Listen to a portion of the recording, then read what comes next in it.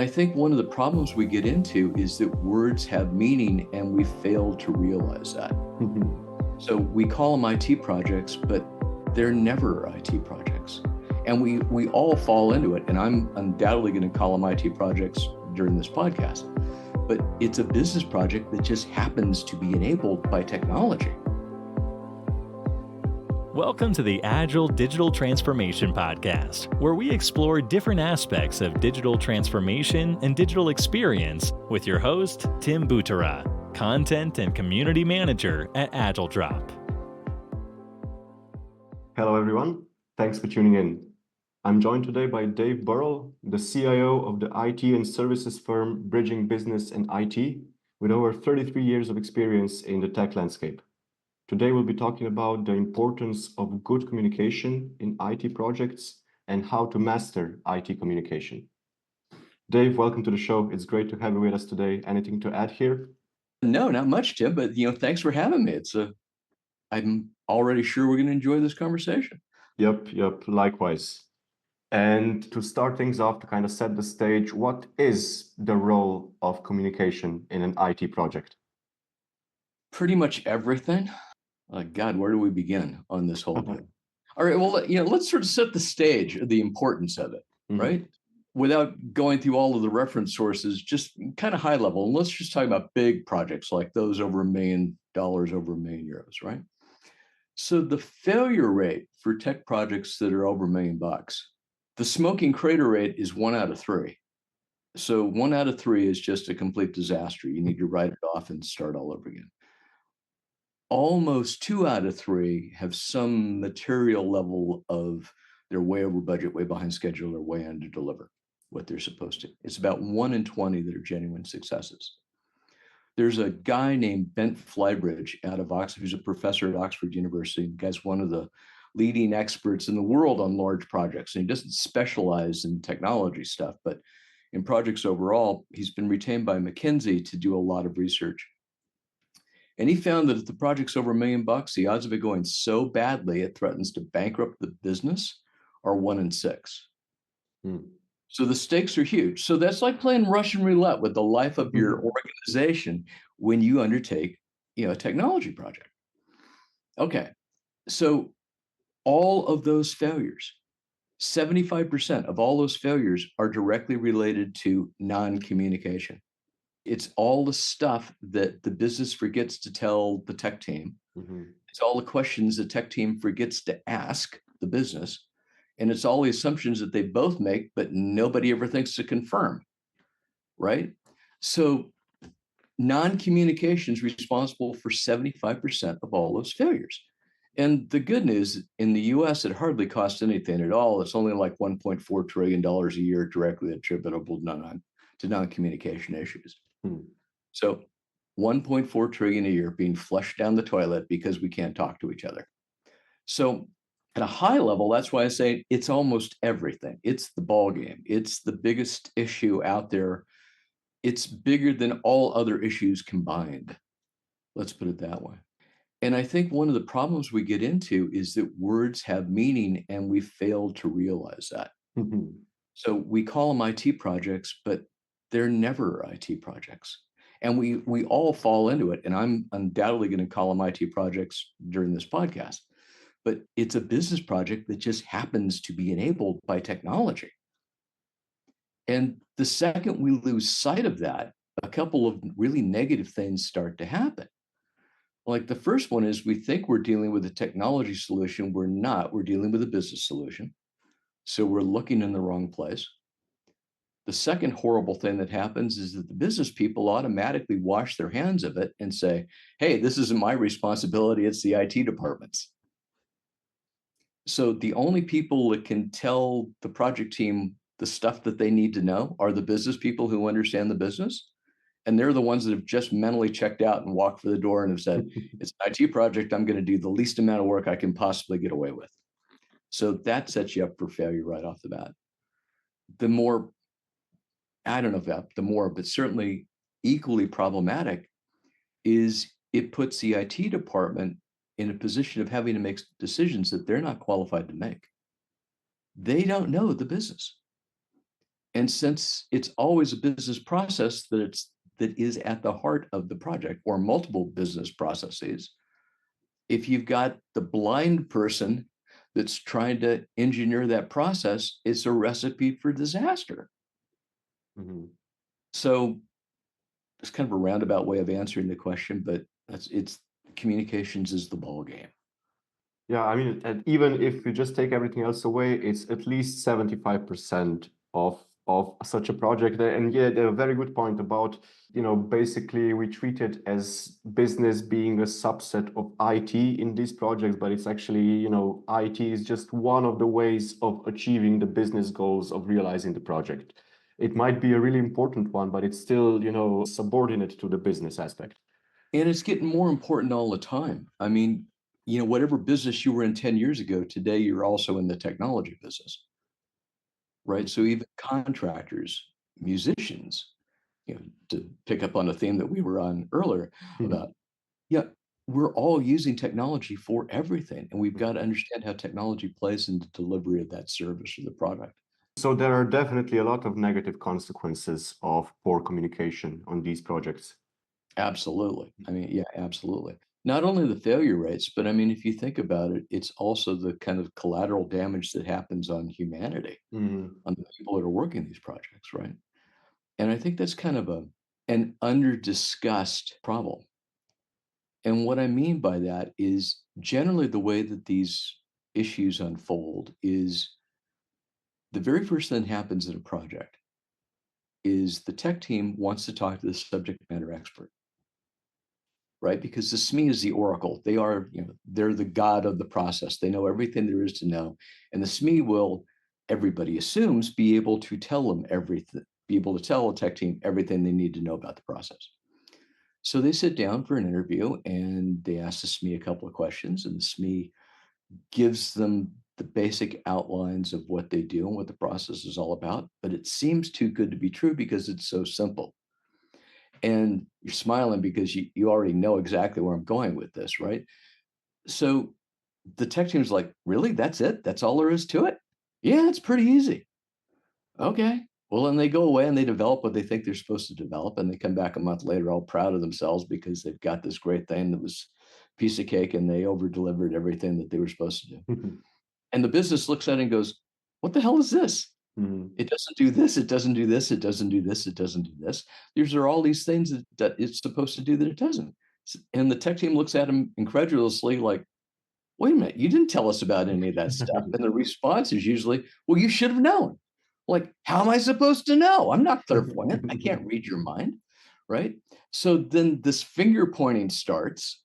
And the business says, these guys are incompetent. They don't know what they're doing. And the technology team says, these guys are incompetent. They don't know their own business. Right. And you get into this death spiral. And people do more of the same. They just keep pointing fingers at themselves.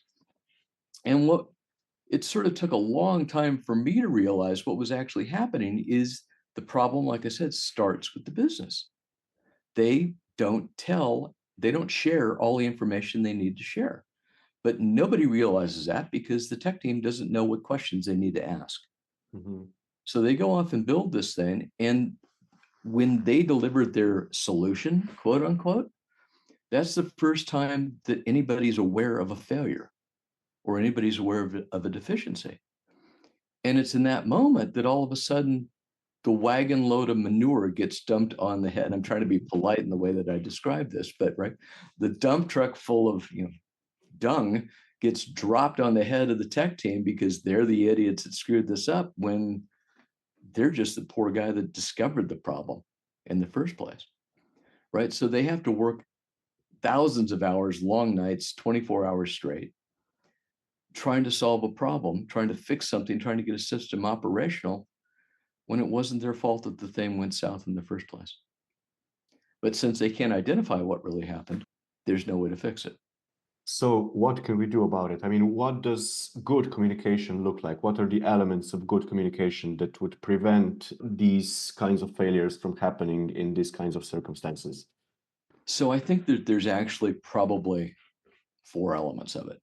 First of all, which is what we started the conversation, it's making people aware of the magnitude of the failures. and how frequently that they happen. The second thing that we need to become aware of, and this is something that neuroscience has only discovered in the last 20 years, our brains do not work the way we thought they worked. When we were all young and in school, we were taught things like your brain is fixed at birth. You were born with all the neurons you're ever going to get. And if something happens to them, they're lost forever, right? Your brain can't repair itself. It can't change itself.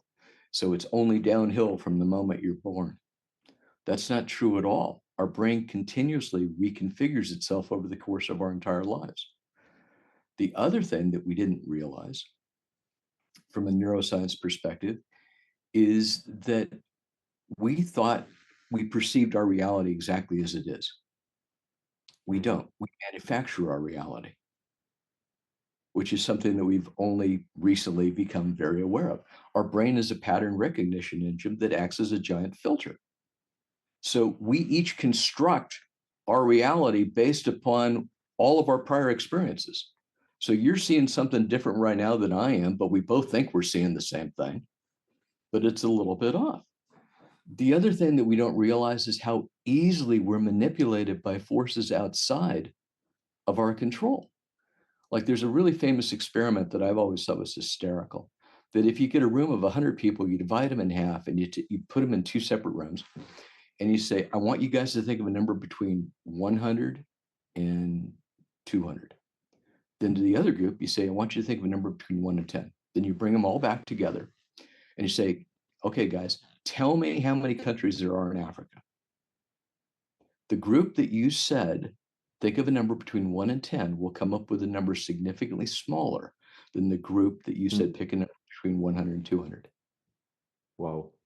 And these sorts of things are so things that you wouldn't have thought it had anything to do with the other, but it does.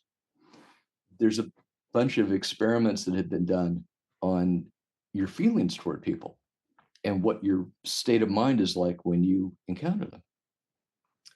They found that if you're drinking a hot cup of coffee when you meet somebody versus holding an ice cold Coke, you will later judge that person to be warmer and friendlier. Wow. If you are sitting in an easy chair versus sitting on a hard steel seat, you will judge that person to be warmer and friendlier and easier to get along with and less combative. The psychologists actually call this the iron ass effect or the hard ass effect. I'm not making this up. I mean, these are the sorts of things that impact us all the time. And we have never had any idea that those influences are happening. The other deal that we fail to realize is that we remember everything as a story. So when the subject matter expert comes up and communicates that very short little story about the process, what we haven't realized is that we summarize all information as these terribly short little stories in our head.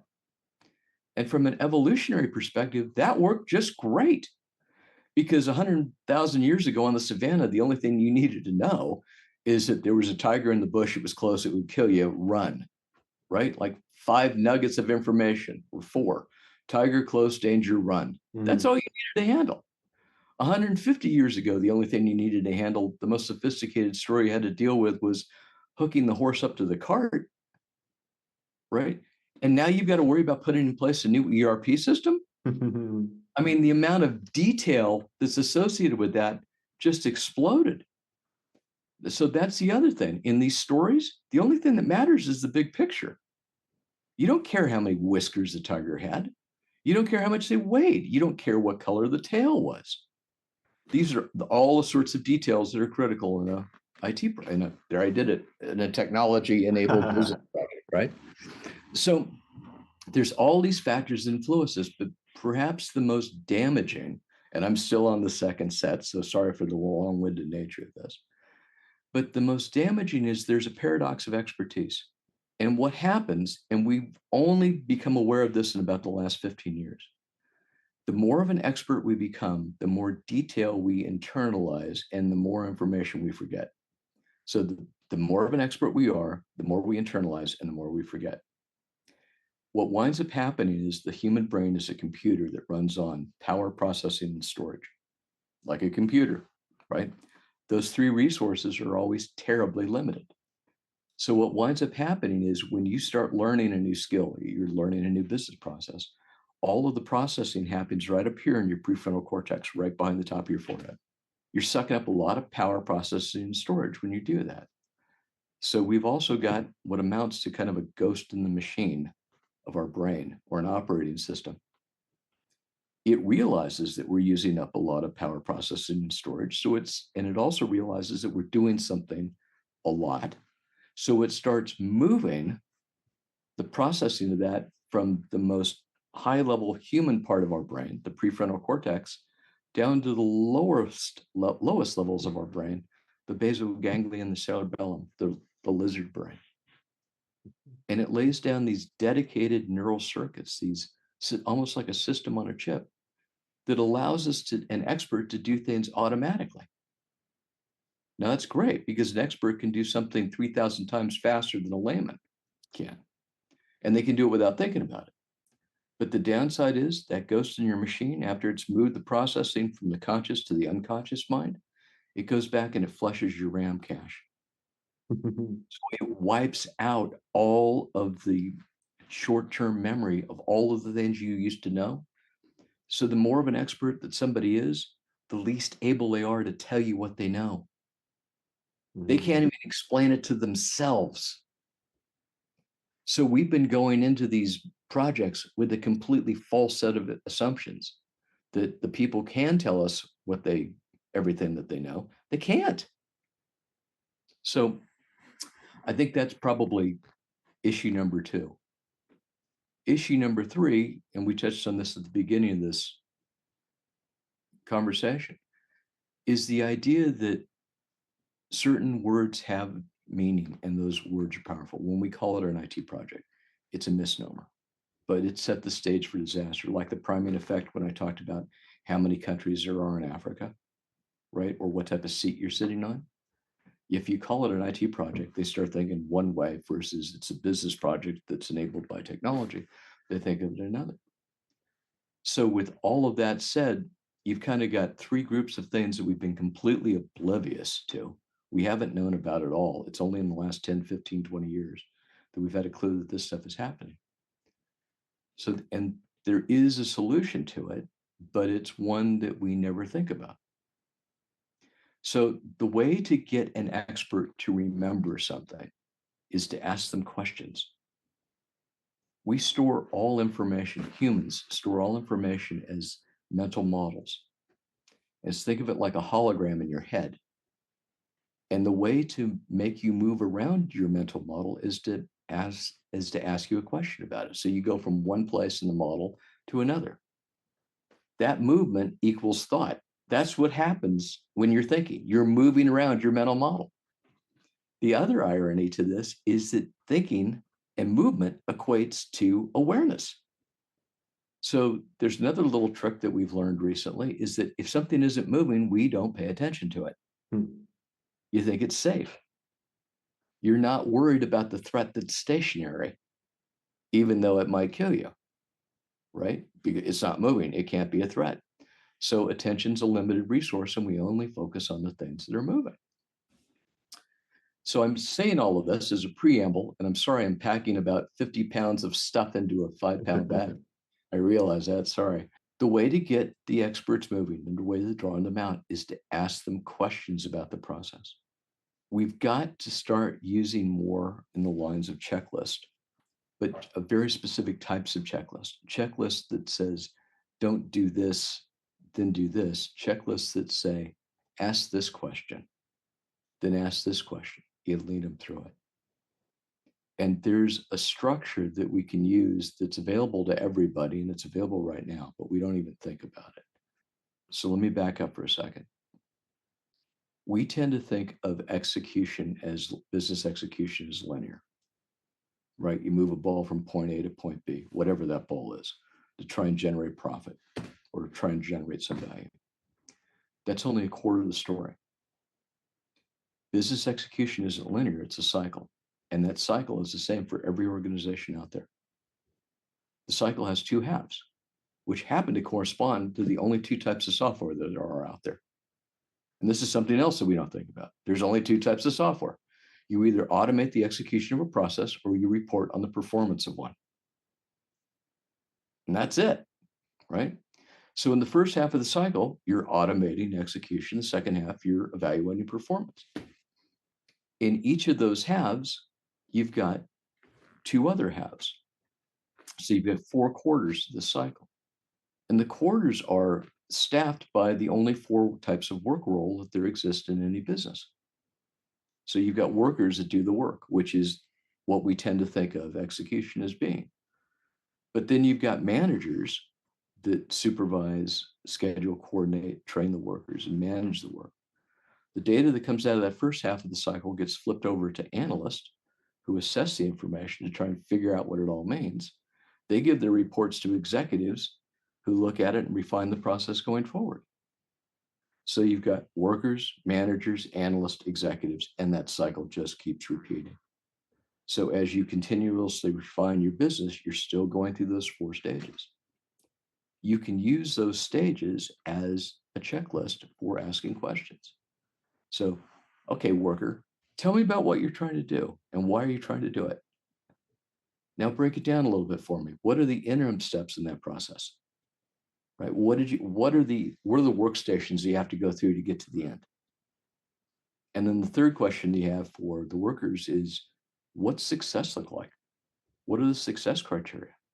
Right? So how do you know that what you delivered at each interim step is good enough to move to the next? And how do you know that your final product is good enough? So when you've asked those questions of the worker, then you go to the manager and you say, okay, tell me, who's going to do the work? Where's the work going to happen? And how are you going to organize it? I mean, fundamentally, these are the big themes that each of these roles deal with. When the data comes out of that first half of the cycle, it goes to the analyst, and the analyst has got 3 more jobs. The first is say, out of that process, what's most important? What do we need to really key off on to be sure that the process is performing properly and the business is going to succeed? So when you've come up with what's important, then you ask the next question.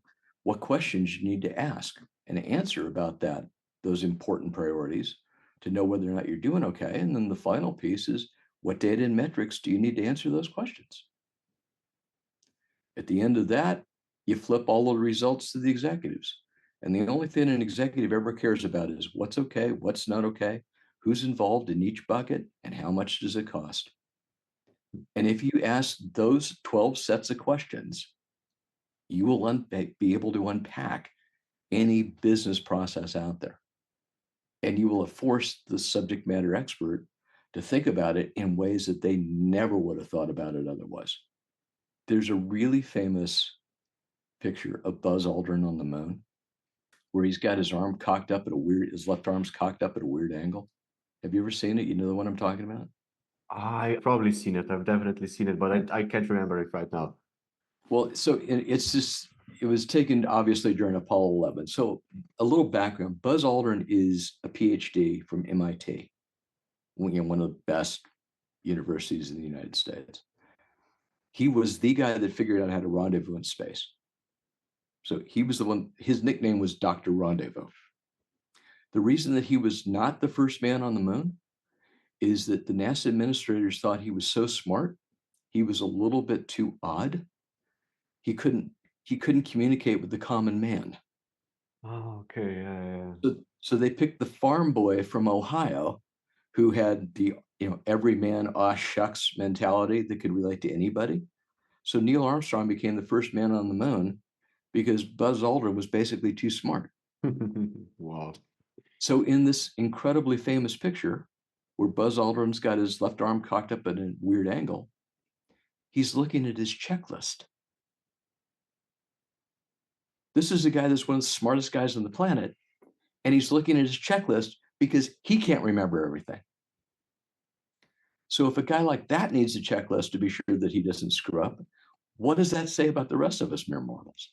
Well, but I'd say that it's exactly because he is so smart that he knows that he needs the checklist. Precisely. That's exactly it. I mean, really smart people acknowledge their limitations and work around them. And I guess that's what I'm advocating that we do. So yeah, I was just going to ask. So this is one of the key things that we can do to improve our communication skills. So it's all about questions, all about knowing how to ask questions, basically. Exactly. Yeah, exactly. And that's what bridging business and IT does. I mean, these are the things that we've been working on for researching and kind of talking about for the last 3-4 years now. You know, one thing that came to mind earlier was I'm wondering if there are any peculiarities, any specific differences between a situation where the IT is in-house to the company and where the IT team is outsourced or is like an outside partner. I think it becomes a little bit more difficult when it's IT's outside, Mhm, only because they're lacking sort of the situational awareness of what goes on within the organization. mhm, But the problem is the same for the IT department as it is for the vendors. My son's head of sales for a software startup in Silicon Valley, and he's done it a couple of times now. And one of the biggest epiphanies for him was realizing, wait a minute, you mean the internal IT department has as much trouble understanding what the business needs to do as the external vendors do? I said, yeah, that's a dirty little secret that nobody understands. mhm. They're every bit as challenged as the external vendor is. Do you maybe have any interesting real life examples of how communication has really affected the success of a digital project? So like concrete examples.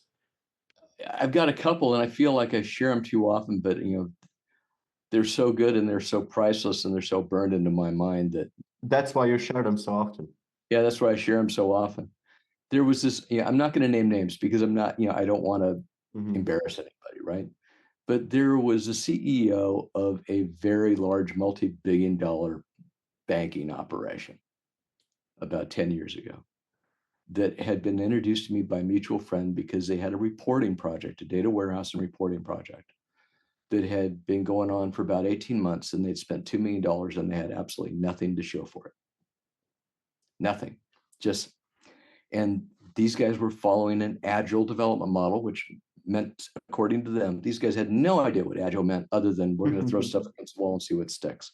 It was horrible. They had no training. They were just going to make it up as they went along, which is why they were 18 months in and $2 million flushed and had nothing to show for it. So this guy was working in Dallas, but he lives by me in Southern California. So we actually got together for lunch one Friday, and he kind of told me about the story. And I said, well, let me just ask you some questions to understand what's going on. Let me try and get my brain around what's happening. And my first question to him was, did you guys figure out the business questions you were trying to answer? And he looked at me with the condescending stare of disapproval that only a very high-priced CEO can muster. That basically said, that's the stupidest question I've ever been asked in my entire life. What's wrong with you? Right. And he actually said, no one in my entire career, I've never been asked that question before. Like, why are you asking that? And just very much looking down his nose at me. And I said, well, this is a reporting exercise, right? He said, yeah. I said, well, the only reason to write a report is to answer a business question. If you don't have a question to answer, don't waste your time writing the report. And really don't waste the time of your people to review the report that you don't need. He goes, oh, I never thought of it that way. It's like, okay. Did you guys ever figure out the processes you were trying to evaluate? No, what do you mean? And I went back to the line I've already used. I said, look, business is pretty simple. It's about moving a ball from point A to point B to create value. If you don't understand what the journey of that process looks like, how are you going to evaluate the stages along it? How are you going to evaluate the process? Oh, no, I never thought of it. I said, well, where did you guys start? He said, well, the two PhD economists that are running this project, the Agile enthusiast, who knew nothing about Agile, said the first thing we needed to do was get all the data for the entire organization cleaned up and put in one spot. I said, no, you need all the data that you need to answer those critical questions cleaned up and put in one spot. Everything else is a waste of time. If you don't have a question to answer, don't get the data. Don't kill yourself to get the data. I said, so you probably didn't you didn't identify the data or metrics that you wanted to look at. No, what do you mean? Like, okay, look, in any business process, there's really fundamentally only three types of metric. How much, how fast, and how efficiently did you move the ball from point A to point B? Think about any business process as a pipe. Stuff goes in the beginning. You have some crank in the middle of it where you do some work and something comes out the end, right? So you got inputs, you get output, you do something in the middle. Now, if you think about that metaphor, there's about 7 objective empirical measures that you can use to evaluate any business process, and hence any project that automates a business process. So he's looking at me like, I've never heard any of this before. I said, yeah, I'm sort of not surprised. So like, let's talk about inputs. How much had to go in? How much goes into the process? How fast do you transit the process? How long does it take you to get through it, right? How much comes out the back end? How good was the stuff that came out the back end? Is it no good anymore, or is it better than it was? How much did it cost to move it from A to B? How much profit did you generate going from A to B? And the last one is, were your customers more or less satisfied? Did you guys get any of that baseline data? Did you ever look at any of this? Like, no. I mean, and this conversation went on for an hour and a half. So I'm going to cut it off now, just not to drag you through an hour and a half. But after listening to this for all this time, I finally said, and this is where I'm just a little petty, and I'll admit to being slightly vindictive. And I'm not proud. I'm ashamed of it, but I'm just confessing. So I looked at the guy and I said, okay, so let me get this straight. You guys fired a $2 million cruise missile. Nobody ever bothered to define the target. And now you're wondering why you didn't hit it? And he kind of sheepishly looks at me and goes, well, yeah, when you put it that way. That's exactly what we did. So that's a really good illustration of the business never told a tech team what it was they were trying to do. They didn't know where they were trying to get to. They didn't know what they were trying to hit. And I think that's the single biggest flaw that we overlook, this magical thinking that technology is going to solve all your problems. Mm-hmm. It won't. It's just a tool, right? You and I are both guitar players. We can have great guitars, but you know what? They don't play themselves, right? A guitar doesn't play themselves. You have to be able to do something with it, right? That's the human. And if everybody thinks AI is going to save you, I got bad news for you. It's not. AI is only as good as the detail that you feed it to work off of.